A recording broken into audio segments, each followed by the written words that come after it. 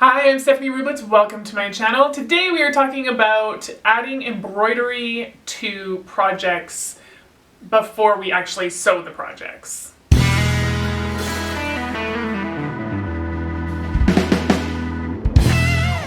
Alright, often when I add embroidery to a garment and I'm just trying to jazz it up, or sometimes it's part of a refashion, or sometimes I'm doing it to subtly hide a hole or something like that. Or maybe that'd be not so subtle. But today we are using embroidery to embellish a garment that I'm making. So it actually makes it a lot easier because I can just embroider the pieces and then put the pieces together, and I don't have the rest of the garment kind of getting in the way. Alright, so what I'm making is the McCalls M8027. Now, this was going to be this year's Stampede shirt for me. Last year, if you were around, I made a men's shirt refashion and did it in a very, very vintage Western style. If you haven't seen that video, I will pop that in the description below.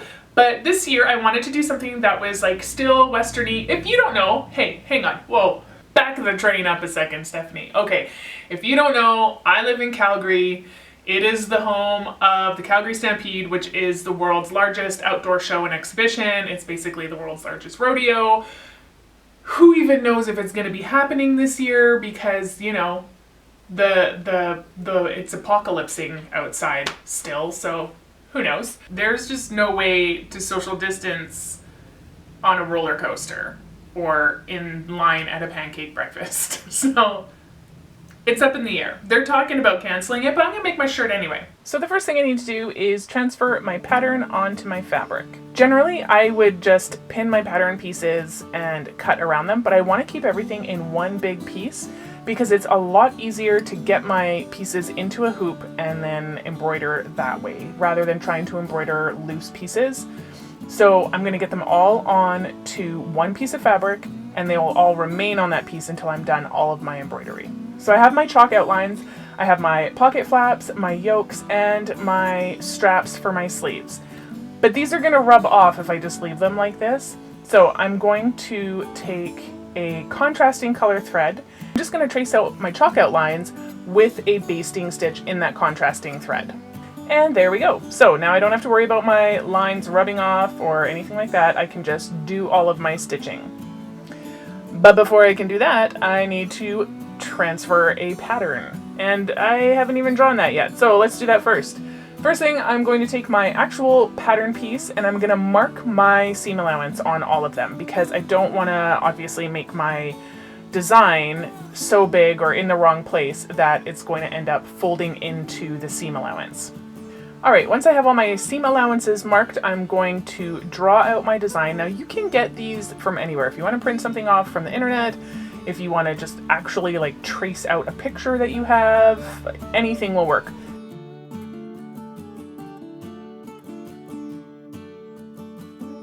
Since this is going to be a fairly simple design, I'm just going to draw something freehand. Okay, as you can see, I've cheated a little bit and I've already stitched out my first design here. I was watching a movie and I wanted something to do, so I'm sorry, I'm a bad YouTuber, I didn't show you that one. But I'm going to show you my next one here. So what I need to do is I need to match up all of the stitch lines on my fabric with the lines on my pattern piece. And I'm going to pin them really well on one side. I really want these secure so that my pattern piece isn't going to wiggle around. This allows me to slide my tracing paper under without my piece wiggling around, and I'm just taking a knitting needle to trace this out. It's dull enough that it's not going to break through my paper after a couple of tracings, but it's pointy enough that it's still going to trace my pattern out onto my fabric.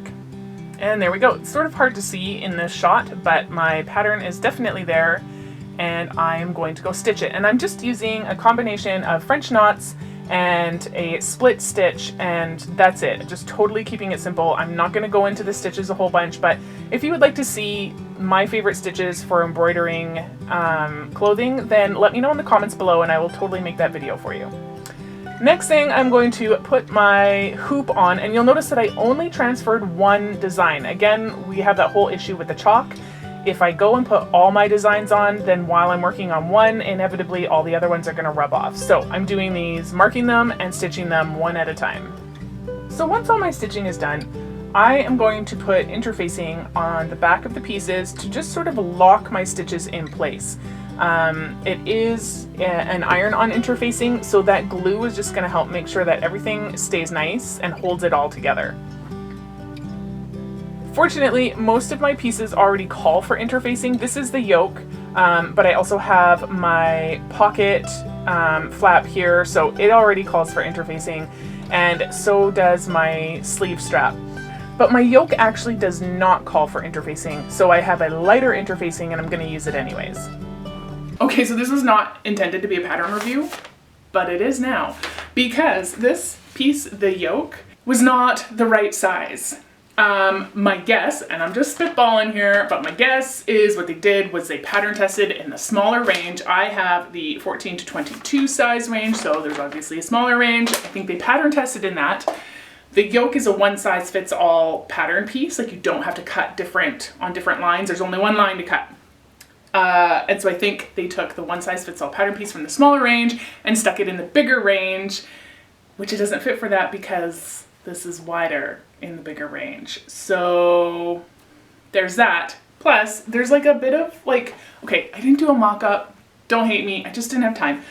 But I did measure my pattern and measure myself. So I thought, okay, we're good to go here. But there's like this little bit of weirdness here, and I think what happened was the pieces on this side seam, there was a bit extra fullness in the side piece, and so it didn't tell me to do so in the instructions, but there was no other way to make it fit, is I put like a couple of rows of basing and I just eased it in a little bit. The difference wasn't that great that I thought it would need redrafting, but I think if I were gonna make this shirt again, I would definitely just make these two kind of match better.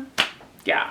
So I don't know if this is what happened, but McCalls, I certainly hope that you are testing both size ranges of all of your patterns, because I expect more from you. I do. So just to show you here, okay, we're gonna take a look at the instructions for the pattern, and this is my yoke piece. I've already got my bottom edge seam allowance ironed in as the instructions say, so at this point it's supposed to get put on top of the front bodice piece. And you can see in the instructions that it's supposed to just fit right on there.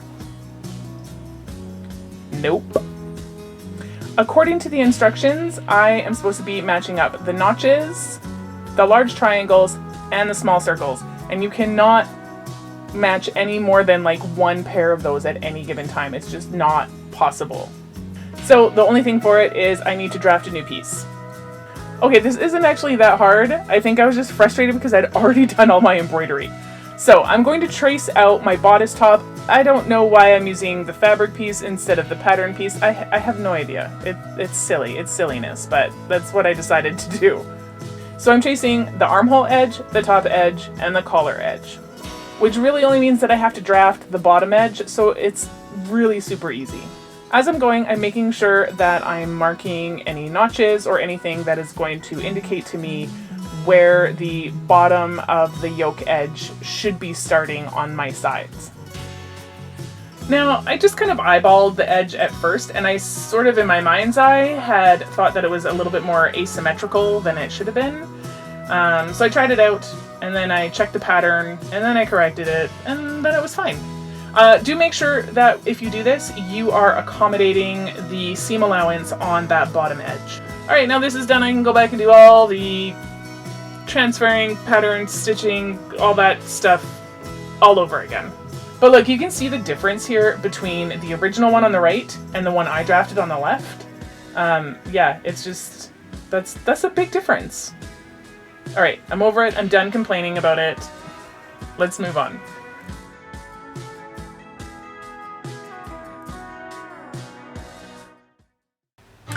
And here we go, all done. All in all, I'm pretty happy with how this turned out. I really prefer the sleeves up with the cute little straps showing, because honestly, those straps are one of my favorite details in the whole shirt.